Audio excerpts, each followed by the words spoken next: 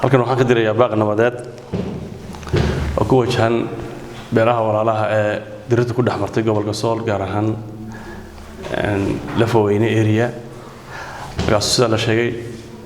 dhimasho iyo dhaawacba sababay dagaalkaas dhimasho iyo dhaawac sababay xisbihan anigoo xogaya xisbiga amniga wadani lama xamarka halkan taasi horta ugu diranayo iyo baaq nabadeed bad dadka walaalaha dirirta ku dhaxmartay gobolka walaalayaal colaad wiil baa ku dhintay wiil kuma dhasho walaalayaal hal loo hortaba karo nabadda qaato qoriga dhiga aqliguna ha shaqeeyo nabadda qaato gaar ahaan waxaan taasi ugu sii diranaa dadkii ku waxyeeloobay ee ku dhintay ehelkoodii iyo qaraabadoodii inay sabir iyo iimaan ka siiyo intii dhaawacana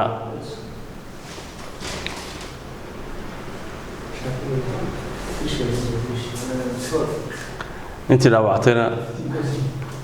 ilaahay u booqadhayo oo kurbadii kaarka maanta haya ilaahay ka jaro oo caafimaad ugu bedelo walaalayaal sidaan ogsoonahay colaaddu waxa ma karto faa'iido ma keento waxay keentaa heertaayo iyo dad inta maanta qaar nool inaynu berita ku wadata ka daba geyno ayaan daro xisbihan waxaanu ku baaqanaa iyo xogayaab waxaanu ku baaqay xogayaahaba walaalayaal colaadda joojiya colaadda inaga dabiya ergooyinkii aad bay ku yimaadeen dadka aqliga u saliimka ah madax dhaqameedkii salaadiintii intiiba way ka soo qayb gasho way maanta nabadeynta u guntan tahay walaalayaal qaata oo dadka u qabsooma geeya oo ku soo socotay nabadeynta oo salaadiin ah oo cuqaal leh inay gawaadhidoodina la dhacday oo maanta iyaba ay dhaawac yihiin iyagoo u gurbanaya gurbadka iyo colaadaha ka soo wasbanaatay walaalayaal xawla lanahay qaata oo ergada u qabsooma inta ordasay ku dhaawactay maanta dibta halka ka xuma ay u soo oroday iyo dhaawac ay dhibashadaasi ka dabqatay annana intaas oo la wadaagana aanu leenahay walaalayaal nabadda qaata qofka dhiga aqliga nabadda ha shaqayso iyo aqliga qoriga shaqaynay talabaad waxaan halkan ugu gudbiyaa waxaad moodaa in maanta roolkii dawladdu ka maqan yahay meeshii oo colaadahan soo noqnoqonaya ilaa in 3 sanadood ee dawladda maanta jirtay madaxweyne Muuse Biixi hogaaminayo colaaduhu aad bay u badan yihiin beelaha iyo deegaanada aad bay ugu soo noqnoqonaysaa koow ma aha laba ma aha saddex ma aha inta imika bilaha gudaheeda aynu ognahay inta shaqaaqo ee dhacday ee dhibasho iyo dhaawacba keentay waad garanaysaan wayna la wasocnaa wayna wada ognahay nabadda maanta aynu ku waarnay maanta aynu ku fadhino Soomaaliland aynu ku fadhino waxa keenay shacabka isu tanaasul isu qabsoomid isu beerxaarasho iyo kala sabir been halka ku gaadhnay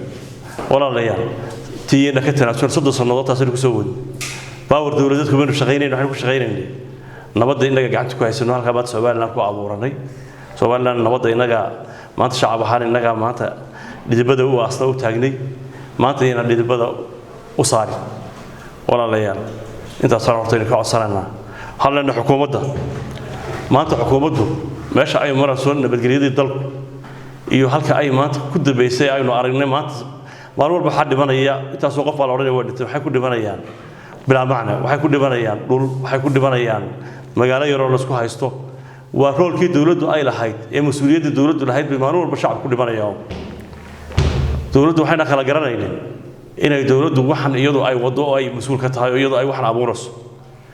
iyo inay garan laadahay mas'uuliyadda qarankan loogu doortay iyo mas'uuliyadda qaranka ka saaraa inay maalmada kala saari laadahay bayna garanaynaa xukuumadda waxaan u leenahay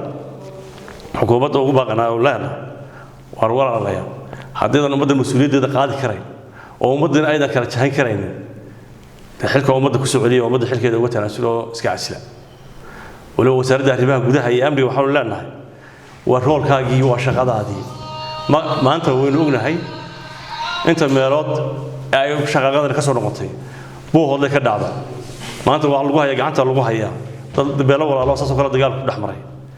waxaan ognahay tii ceelafooyna wali taaganoo baaqay ka soo saareen go'aamada ku saaray bay yiraahdeen isla sikiiba waxaan arkaynaa iyadoo ka daba hadleen beelihii beela ka midihii iyana waxaan leenahay waa isu tanaasulay idinoo waad aragtaane cid kasta oo xageersay nabadda ka wanaagsan iyo wada noolaanshaha iyo walaalnimada ka wanaagsan qofta boo inaga dhinto ma baahnin waxaynu ognahay halkan biyo macaan in ila dhibaato ka dhacday waxa ka dhacday waxa la mid ah saas oo kale imika ka dhacday lafoweyne agtiisa waa magaalo yar waa tuulo yar waxa la isku dirayeen waa tuulooyinkan waxaa mas'uul ka ah iyo deegaanada wasaaradda iyo dawladda ka mas'uula waxaanu leenahay war dadkan haddaydan u talin karayn oo ummadii tashan jirtay ee ay madax dhaqameedkii waxay yiraahdeen faraha kala baxa waxay yiraahdeen dadkii caqliga u saliimka ahaa faraha kala baxa wax walba waxay yiraahdeen kala faraha kala baxa waxna kama qabanaya waa ayaan daro in maalin walba dad inaga dhintaa waxay arrimaha noocaas oo kale marka waxaanu xukuumadana farqan leenahay ugu baaqano leenahay war dalka iyo dadka idinka mas'uulka ah amnigii dalka waad ku fashilanteen xalintii dalka iyo kala xadeyntii iyo kala jahayntii dadka ku fashilanteen waxba waad ka qaban kari weydeen wasaaradda arrimaha gudaha oo ku sii fashilantay iyo amnigu waad arkayseen wasiir ku-xigeenka arrimaha gudaha iyo amnigu maalmaha ka mid ah wuxuu ka hadlayay boorame xilwareejintii barasaabka ninkii dhammaan mas'uulka ahaa ummadda mas'uulka ahaa caay oo gobolada buucaay wax talaaba iyo cid ka hadasho iyo falcelin madaxweynaha iyo dawladdu ka celisayna ma inaan arag uma hayno maalin walba ka soo noqonaysaa waxa ka soo noqonaya wuxuu wax ku caayay ka soo noqonaysa marka biyaro u muuqanayn inay iyagu dabada ka wadaan oo iyagu dadkii ay kala jahaynayeen waxaan iyagu ay abuurayaan waxaanu leenahay bal wax qabadkiina mustaqbalka ku darsan doontaan horumar baad ku darsan doontaan mustaqbalkiina ku darsan doontaan inaad tidhaahdaan waxyaalaha qabanay ka mid tahay adabageliya darradu ka abuur badan tahay wax qabadkiina haynay ka shabaab leenahay